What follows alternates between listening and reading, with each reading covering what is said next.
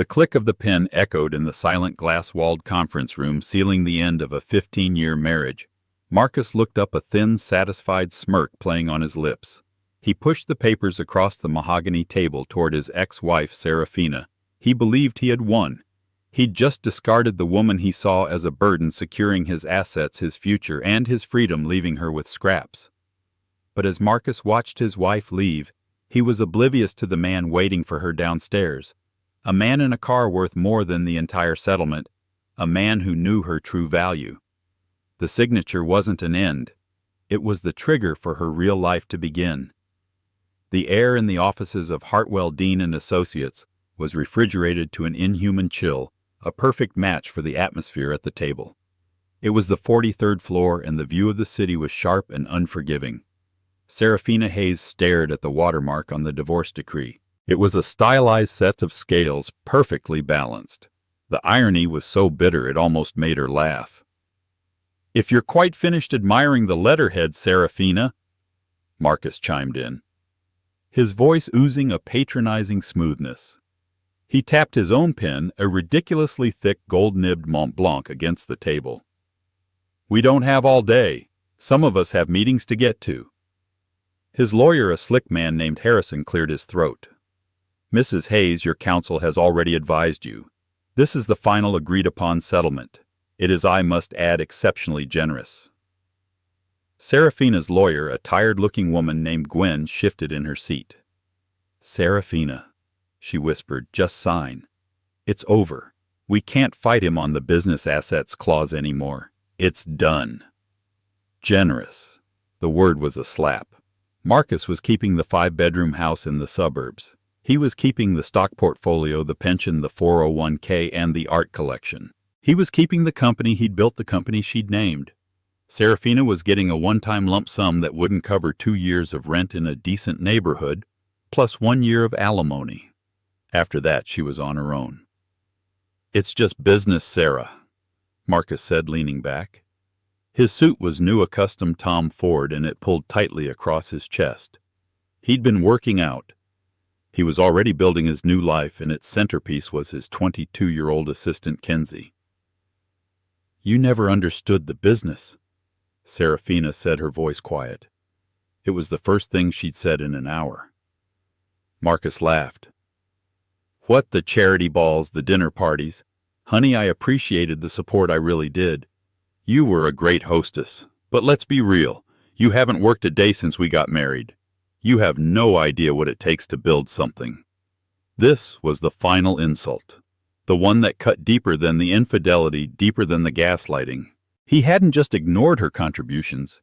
He had erased them. She remembered the late nights hunched over his spreadsheets while he slept. She remembered the proposals she'd helped him write, which meant she wrote them from scratch. She remembered the hobby she'd developed in her spare time, a complex logistics algorithm she'd designed just to prove she could, which he'd laughed at. "Stick to the guest list, Sarah. Leave the real work to me." Her hand was trembling. Not from fear, but from a rage so cold and pure it terrified her. She picked up the cheap blue pen provided by the lawyers. She looked at Marcus. His smile was wide now. He thought she was broken. He thought he was watching her crumble.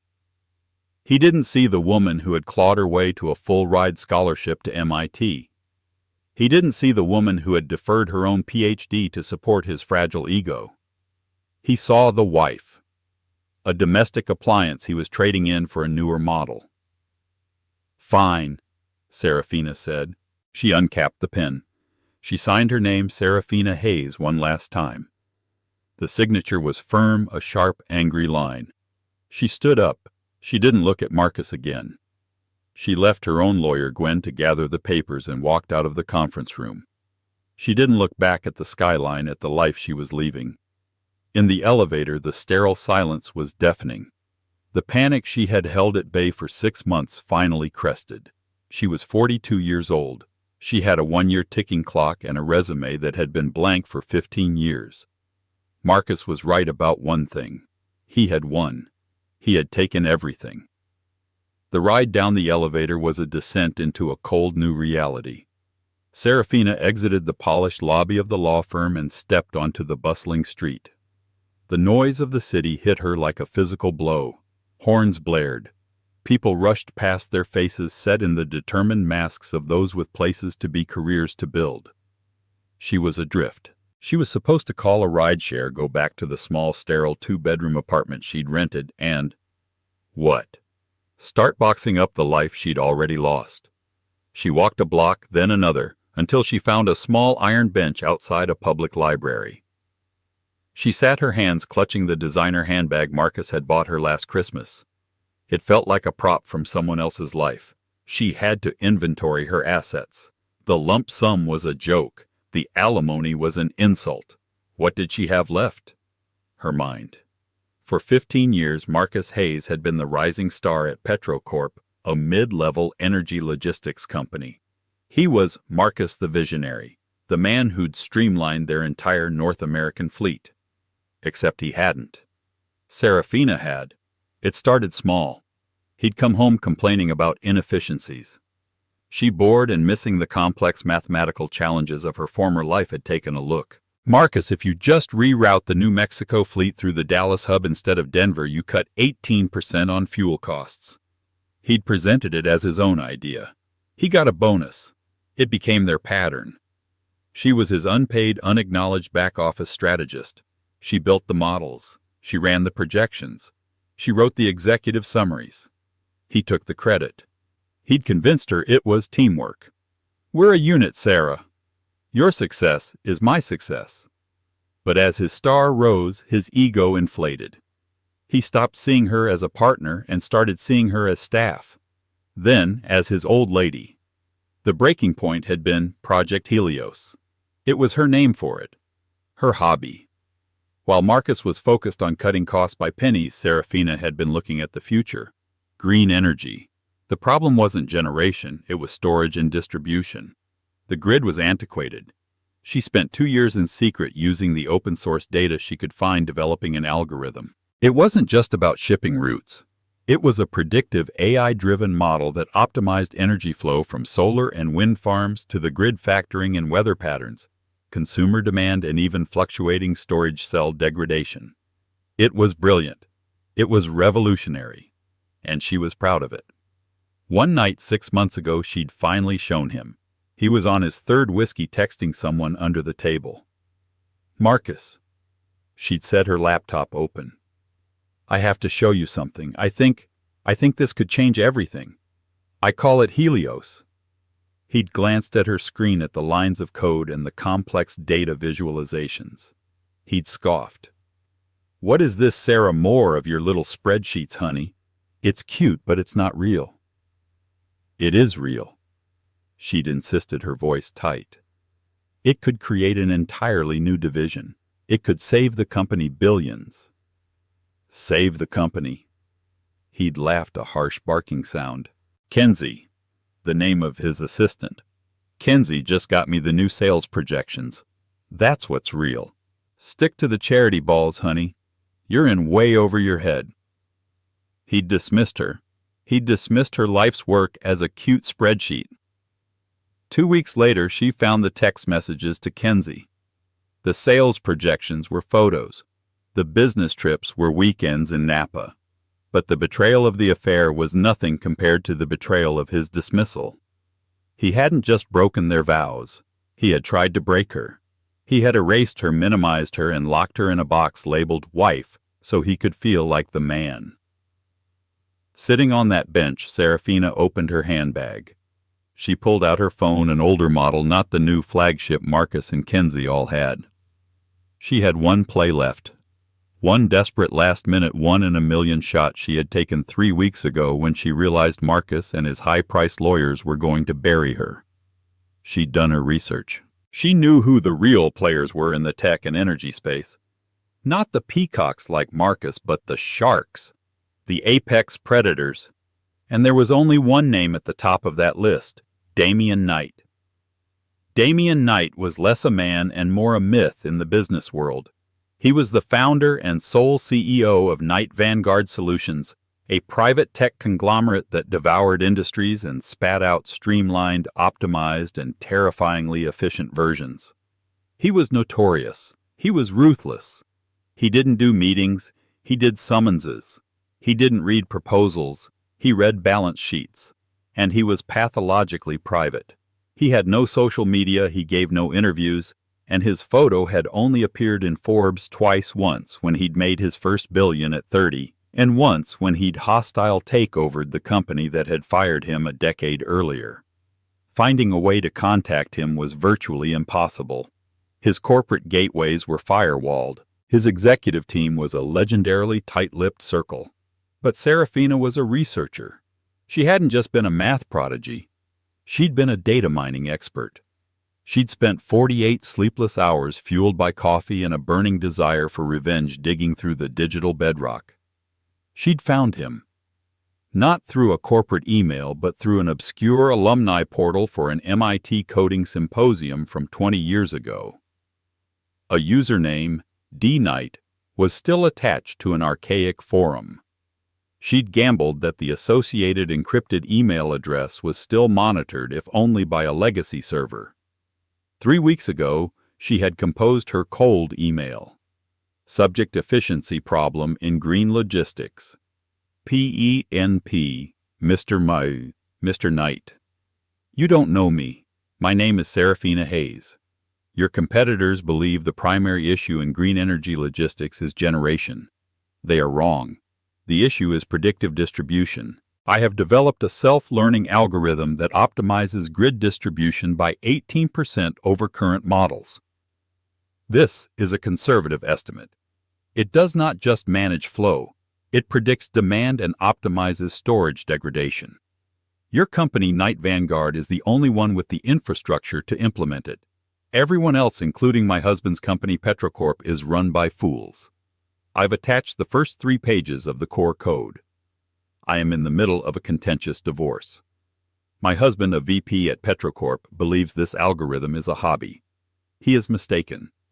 I will be legally free, and this intellectual property will be mine and mine alone on October 31st at approximately 11 a.m. If you are interested, you know where to find the fools. I'll be the one walking away from them. S. Hayes. She never got a reply, not a rejection, not a, "This email is unmonitored." Just silence. She'd assumed it was a failure, a desperate, embarrassing Hail Mary. Now sitting on the park bench, her old life signed away, she felt the phone in her hand vibrate. A text message. From an unknown number. Unknown number, 43rd floor. Hartwell Dean. Was the 11:00 a.m. estimate accurate? Serafina's heart stopped. Her fingers fumbled on the screen. Serafina. Yes, it's done. A pause that lasted an eternity. Then the 3-dot typing bubble appeared and vanished and appeared again. Unknown number. My team analyzed your code. Your 18% estimate is wrong. It's 22.4% if you had access to real-time shipping manifests. You didn't factor in waveform optimization. Serafina. I didn't have the data. My access was restricted. Unknown number. I am aware of your husband. The Peacock. Unknown number. Stay on the bench. A black Bentley Mulsanne will be there in 2 minutes. Get in. We will discuss your future. Unknown number. And Ms. Hayes. Welcome to the real world. Serafina looked up, her blood roaring in her ears. She was terrified. She was exhilarated. She felt for the first time in 15 years completely and utterly alive. 2 blocks away, Marcus was exiting the elevator, his arm already around his lawyer. "Buy yourself something nice, Harrison," Marcus boomed, slipping him a tip that was more than Serafina's first alimony check. That was a masterclass. "Just doing my job, Mr. Hayes," the lawyer smirked. "Now," Marcus said, pulling out his phone to call Kenzie. "Time to celebrate." He pushed through the lobby doors, whistling, stepping out into the sunlight of his new bright Serafina-free future. Marcus Hayes was on top of the world. He stood on the curb, adjusting the cuffs of his expensive suit, breathing in the city air. It smelled like victory. It smelled like freedom. His driver was pulling up in the Mercedes S-Class, a fine car, a symbol of his hard-earned success. He was just about to text Kenzie a picture of the signed divorce decree, a little "we did it, baby," when he saw her. Serafina. She was sitting on that pathetic little public bench just down the block. He almost hadn't recognized her. She looked smaller than he remembered, diminished. She was hunched over her phone, probably trying to figure out the Uber app. A wave of pity mixed with smug satisfaction washed over him. This is what she was reduced to.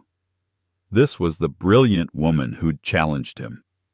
A lonely figure on a park bench with a rapidly dwindling bank account. He'd done the right thing. He'd cut the dead weight. He smirked, raising his hand to give her one last pitying little wave. A final goodbye and good luck. He never got the chance. At that exact moment, a car slid into the curb directly in front of Serafina. Marcus paused, his hand still in the air. This wasn't an Uber. It was a Bentley Mulsanne. It wasn't just a car. It was a statement. A rolling bank vault. The paint was a black so deep it seemed to drink the light.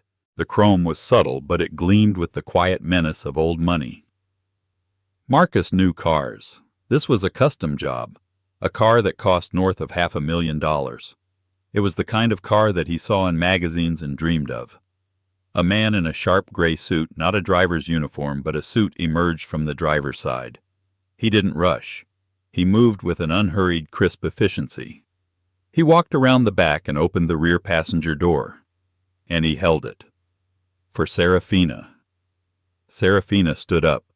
She looked at the car. She looked at the driver. She took a deep breath, straightened her shoulders, and got in. The man closed the door with a sound like a bank vault sealing, a soft, heavy thud. Marcus was frozen on his own curb. His jaw was literally hanging open. What the hell? His mind raced, trying to compute. Who was that? It must be a mistake. Maybe she'd ordered a black car service and got a lucky upgrade. No. Those cars didn't just wait on civilians. Maybe it was her lawyer, Gwen. No, Gwen drove a sensible 10-year-old Volvo. The Bentley's engine, which had been utterly silent, gave a low, powerful growl as it prepared to pull away. It had to pass Marcus to get into the flow of traffic. Marcus's own Mercedes was idling behind it, effectively blocked. His driver honked.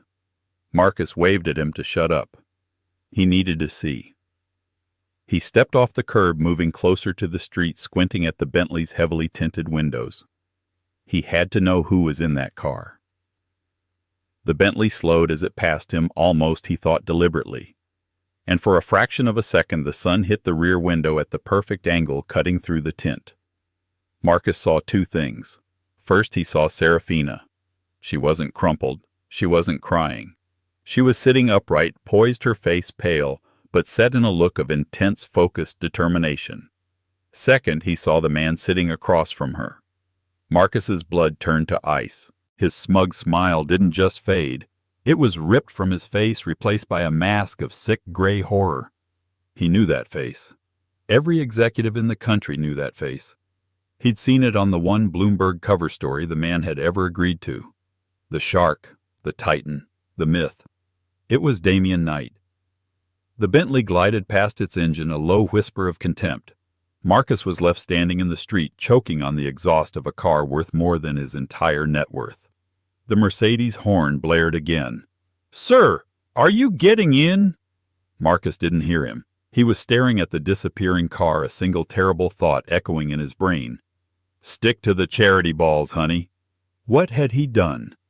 The inside of the Bentley was like the cabin of a private jet. It was silent, insulated from the city's chaos. The seats were hand-stitched leather and the air smelled faintly of wood polish and power. Serafina sat opposite Damian Knight. He was not what she expected. He wasn't loud or flashy. He was dressed in a simple charcoal gray knit sweater and dark slacks. No watch, no jewelry. His power wasn't in his accessories. It was in his stillness. His eyes, a sharp piercing blue, seemed to analyze everything, strip it down to its component parts, and find the flaws. He was holding a tablet. He didn't waste time on introductions. "Serafina Hayes," he said. His voice was flat neutral. "Your math is compelling." "You said my estimate was wrong," Serafina said, finding her voice. It came out steadier than she expected. "It was," he said, tapping the screen. "You estimated based on public data sets. You were building a model without access to the machine. I gave your core code to my team at Vanguard. They ran it on our quantum servers for 1 hour." He turned the tablet and showed her. It was a 3D model of the U.S. energy grid, but it was alive. Data streamed in real time. "This is Project Helios," he said, using her name for it. "Your algorithm plugged into our data. You didn't just account for logistics. You created a self-regulating neurosystem. It's not a spreadsheet, Miss Hayes. It's a weapon." Serafina watched, mesmerized. "The waveform optimization, I couldn't solve it." "You didn't have to. The AI solved it for you. It taught itself.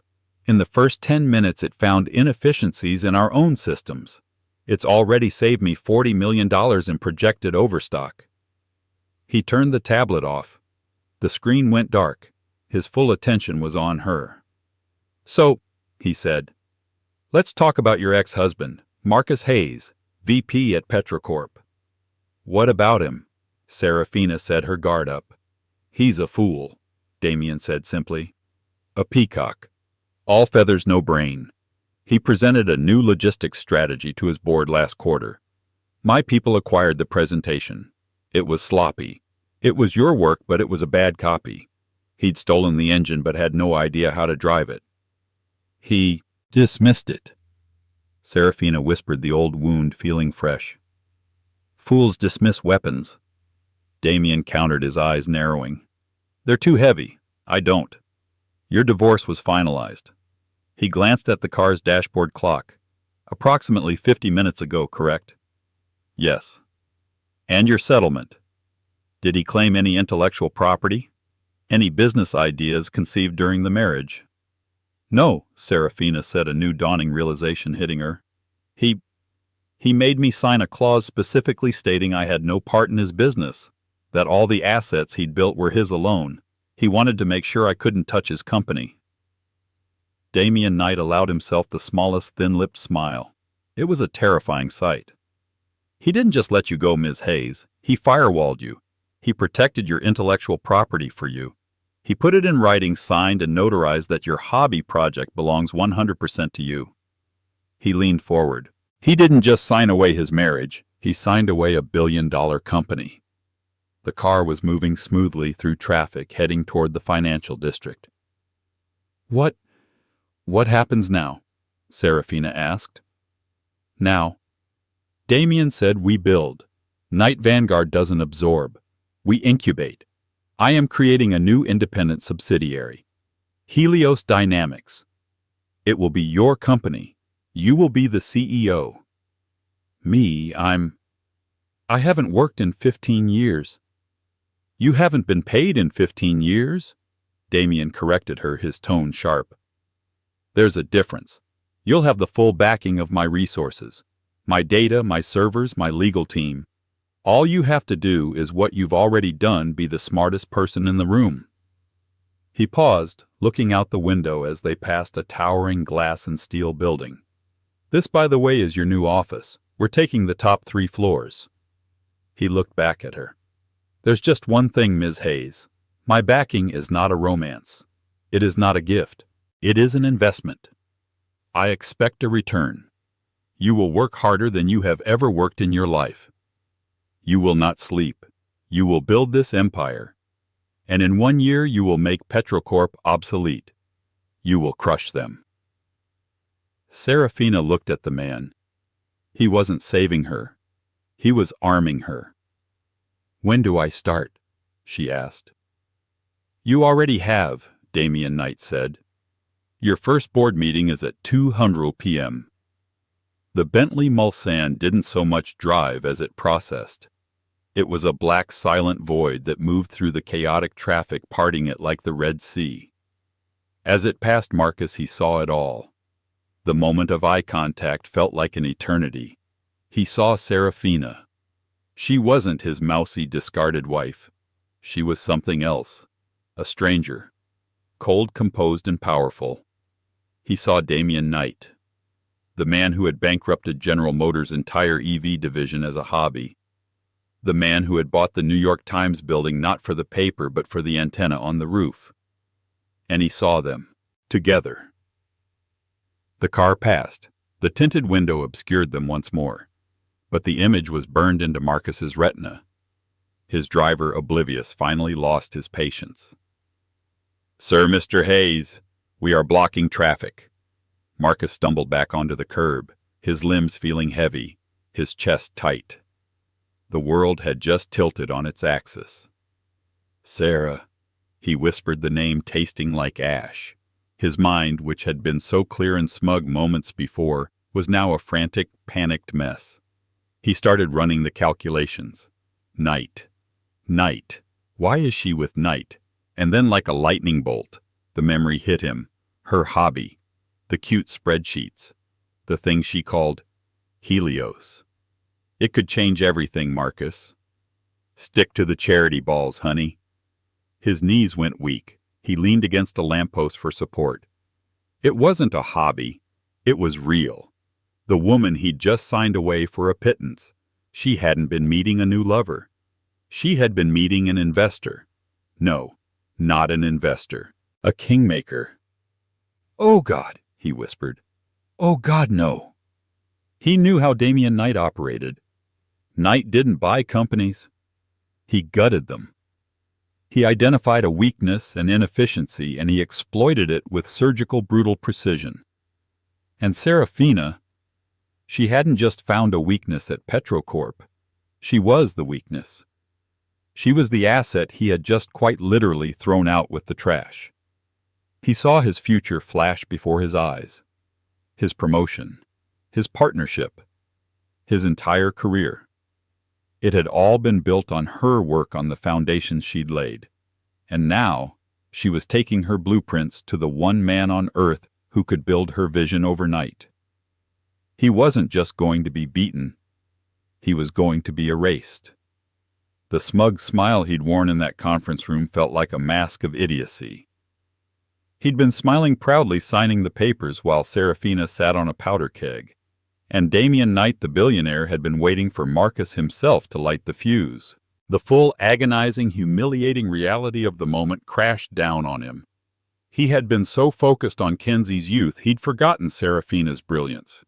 He'd been so obsessed with his own reflection, he'd failed to see the Titan standing behind him. The driver of the Mercedes got out and ran over. "Mr. Hayes, are you all right? Should I call someone?" Marcus looked at his driver, his eyes wide and vacant. He was a man who had just watched his entire world vanish in the polished reflection of a disappearing Bentley. He'd signed the papers. He'd signed smiling. And he'd just watched a billionaire drive his ex-wife away, not as a trophy but as a weapon. And she had looked at him not with sadness but with the cold, hard promise of what was to come. "I'm ruined," Marcus Hayes whispered to the indifferent street. "I am completely and utterly ruined." 6 months later. The world is not changed by grand gestures, Serafina had learned, but by the relentless, quiet application of pressure. The offices of Helios Dynamics, which occupied the 50th, 51st, and 52nd floors of the new Vanguard Tower, were a testament to this principle.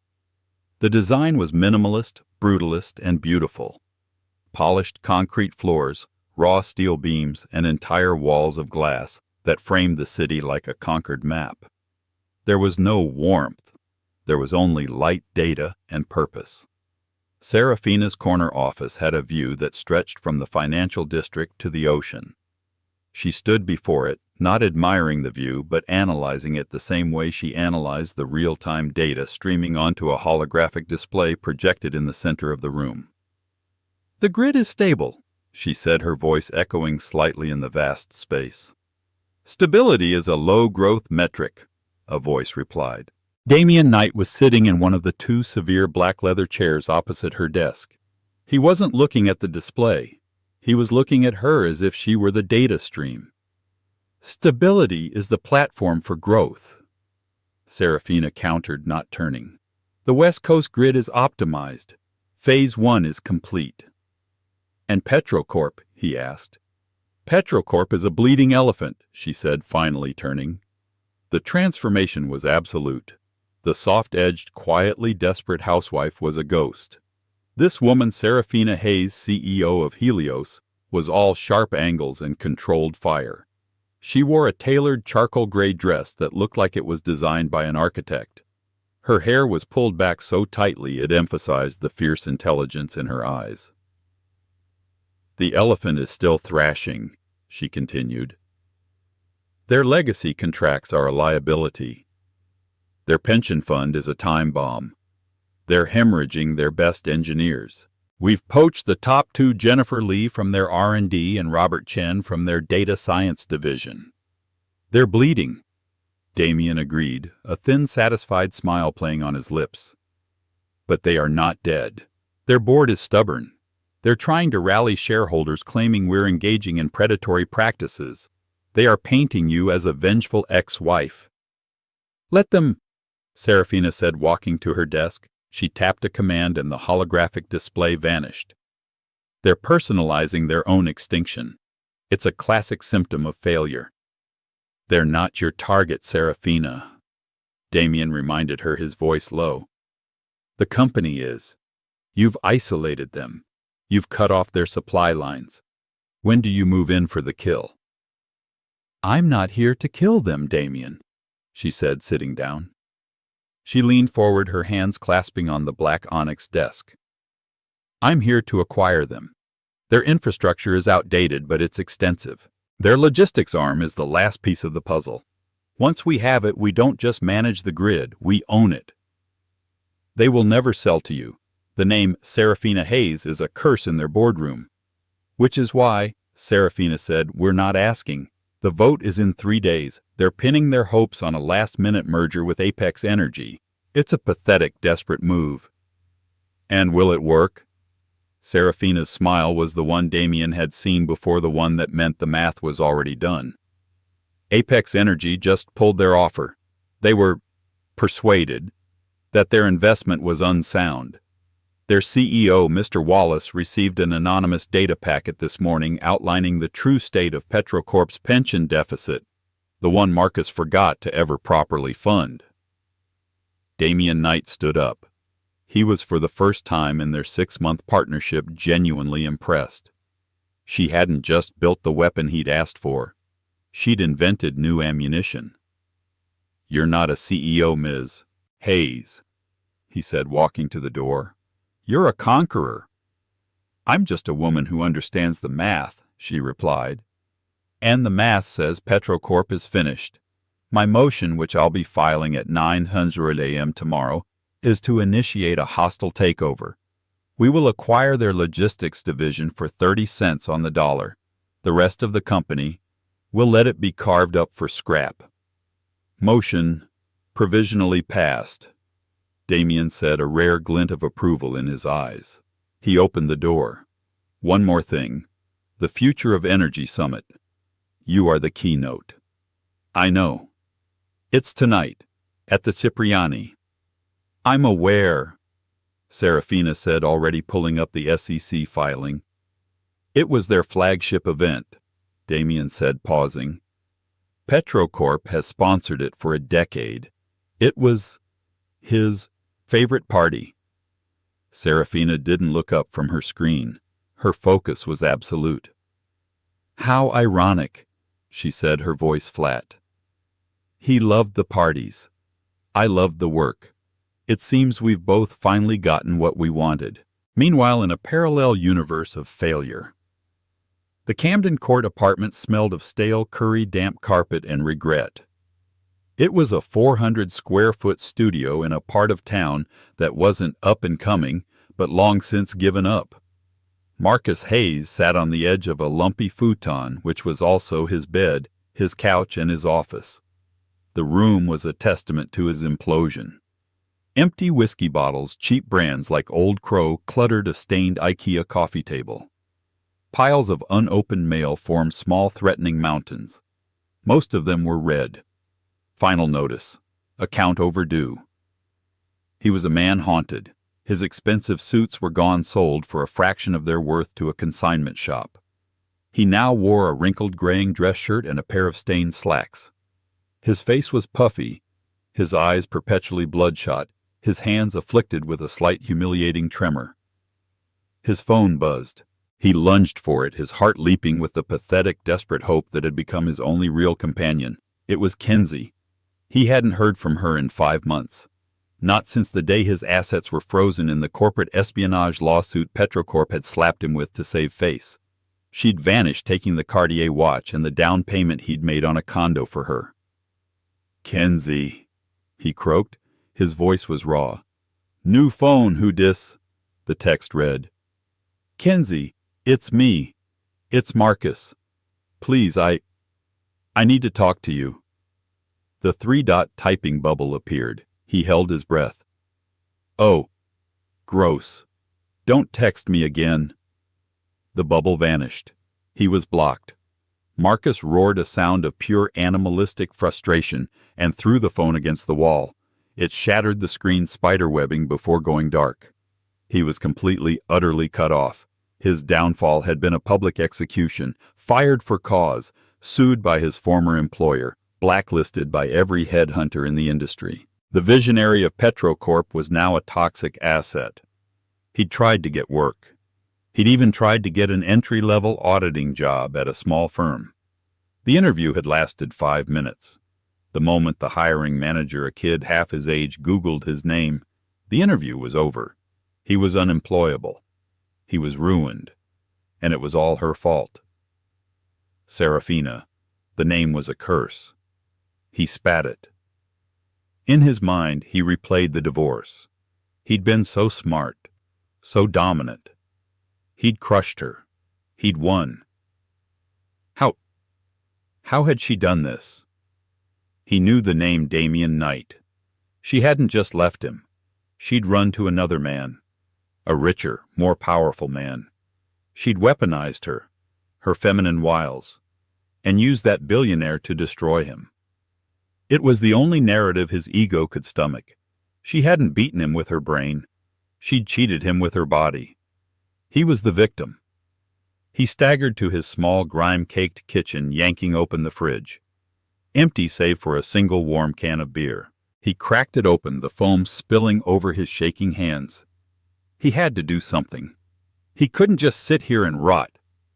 He had to face her. He had to make her see what she'd done to him. He fumbled with his broken phone, the screen barely responsive. He managed to get to his email. And there it was. A generic, industry-wide invitation. The Future of Energy Summit. Keynote speaker, Serafina Hayes. CEO, Helios Dynamics. Tonight, 7:00 p.m. The Cipriani. His event. His stage. She was keynoting his event. The one he used to host. The one where he'd give the big speech and she'd stand in the back smiling, holding his drink.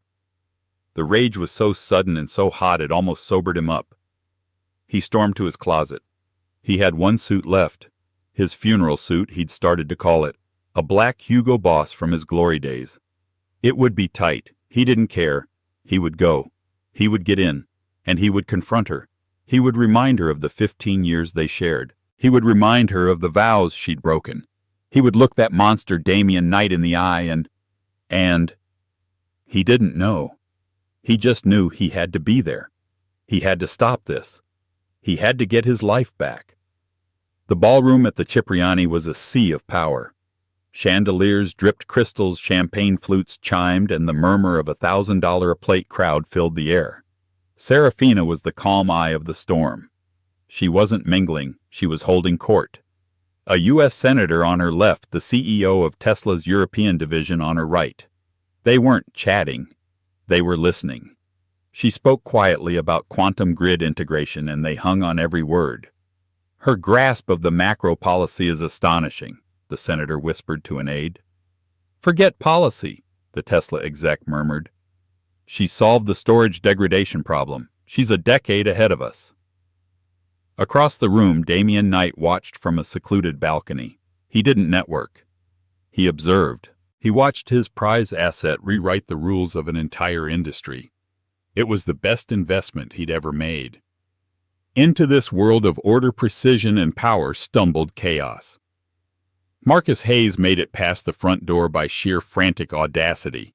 He'd told the security guard he was checking the AV equipment for Ms. Hayes. His old stained suit, his wild alcohol-bright eyes, and the reek of whiskey coming off him in waves should have stopped him. But he'd used a name, Richard Chen, a low-level events guy he'd fired 2 years ago, and the guard busy with the crush had waved him in. He stood in the doorway blinking at the opulence. This was his world. This was his party. And she had stolen it. He saw her. She was radiant. It was the only word. She was laughing a real, genuine laugh at something the senator said. She looked younger than she had in a decade. She looked alive. She looked happy. And that was the final insult. He started walking. He didn't run. He moved with the terrifying, single-minded purpose of a man who had nothing left to lose. He pushed past a startled venture capitalist. He knocked over a tray of champagne. He was a creature of mud and filth in a room of polished marble. "Sarah," he whispered, his voice a desperate rasp. The murmur of the room died. 100 conversations stopped. The power of a collective awkward silence fell. Serafina turned, her smile fading not to fear but to a look of annoyance, the kind one might give a waiter who'd spilled a drink. "Marcus," she said. Her voice was cold, colder than the offices, colder than the grave of their marriage. "You're not supposed to be here." "Not supposed to be here," he said, his voice rising, cracking with hysteria. "This is my event. This is my life." He was 5 feet from her now. The senator had instinctively stepped back. 2 large security guards were moving, but Serafina, with a tiny, almost imperceptible shake of her head, waved them off. This was her problem. She would handle it. "This was your event, Marcus," she said, her voice dangerously quiet. "You, like Petrocorp, are part of the past. The past. The past." He laughed, a high-pitched, terrible sound. 15 years, Sarah. That's our past. You can't just erase it. You can't do this. You seduced that ghoul Knight. You used him to destroy me, all because of Kenzie. Is that it? You're this vengeful, this bitch, all over a stupid fling." He was yelling now. His face was a mask of sweat and rage. Serafina waited perfectly still until his tirade ran out of air. The entire room was watching. She took 1 step closer to him. He was taller, but in that moment she towered over him. "Let me be very clear," she said, her voice not rising but cutting through the silence, "so that you and everyone here understand. First," she said, holding up a finger, "you think this is about Kenzie. You think I am a vengeful woman. You have always needed to see me as small. You need to believe this is about emotion, about jealousy. Because if it isn't, you'd have to admit the truth." "What truth?" he spat. "That you're a monster."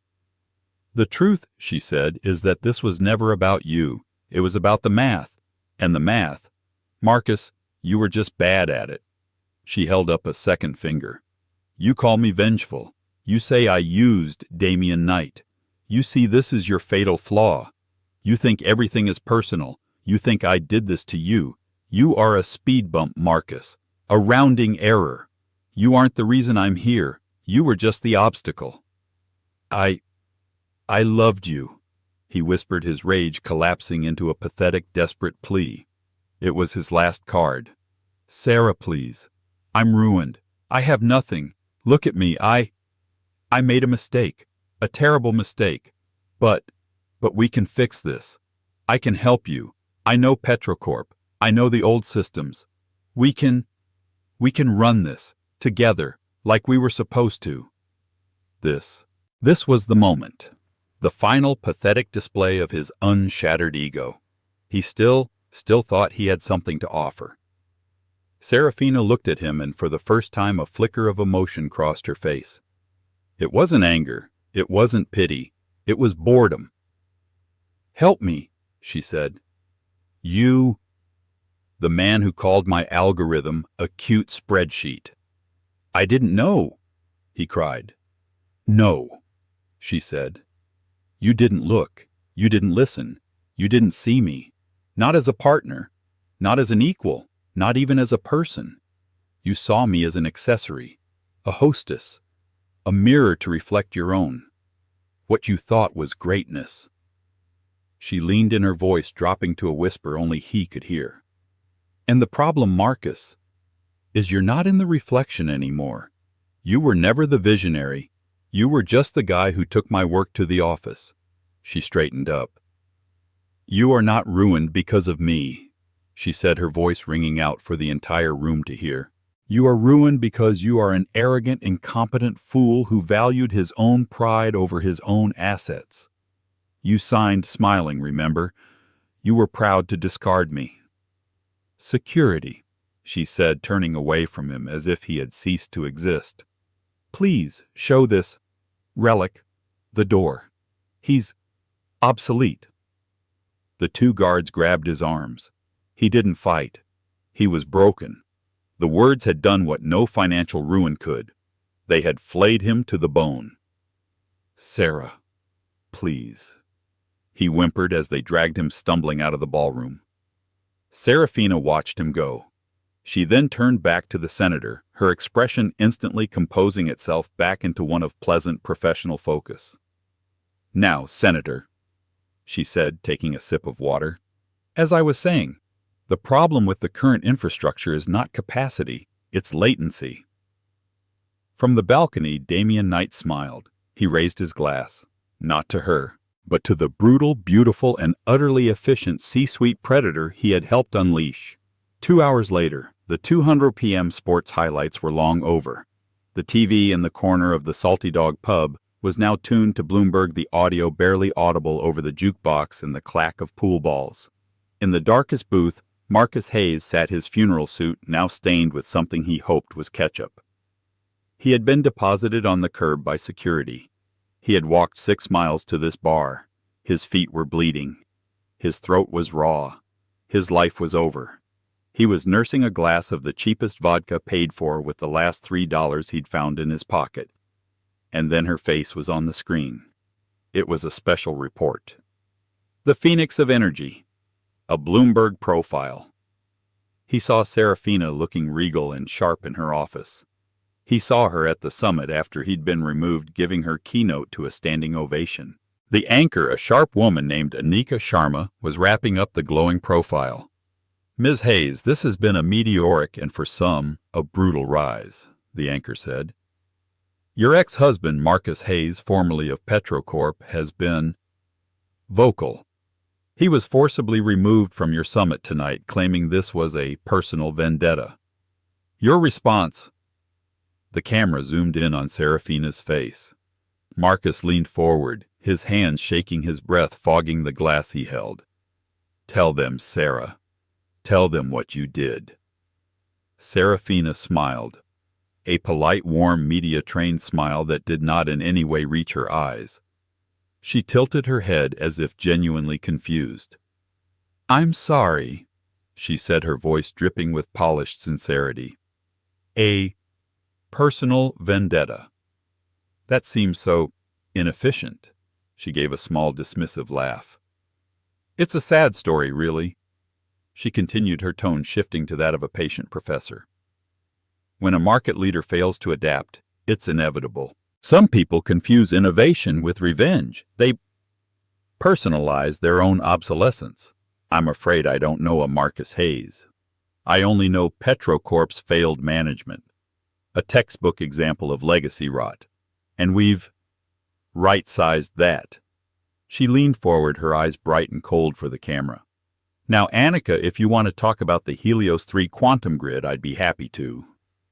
The anchor, stunned by the cold-blooded precision, quickly moved on. In the bar, Marcus's glass slipped from his fingers. It didn't break. It just hit the table, the vodka spilling out, tracing a path through the grime. "I don't know a Marcus Hayes," he whispered. He wasn't just ruined. He wasn't just broken. He was erased. He had signed, smiling, thinking he was the victor. He had proudly watched a billionaire drive his wife away. He had mistaken an execution for a victory lap. He was the fool. He was the relic. He was the ghost at a feast he would never again be invited to, while the woman he had tried to bury had become the phoenix rising from the ashes of his dead, forgotten life.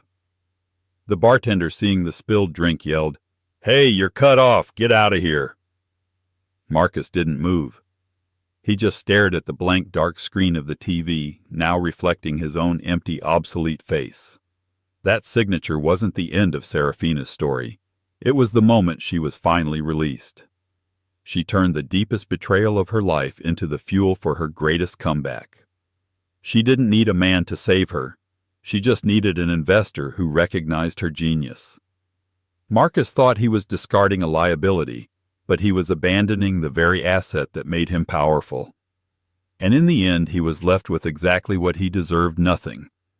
If you were captivated by Serafina's journey from being underestimated to becoming unstoppable, please show your support.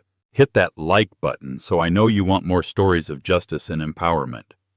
Share this video with someone who needs a reminder of their own worth. And most importantly, subscribe to this channel and ring the bell. You won't want to miss the stories we have coming up next. Thank you for watching.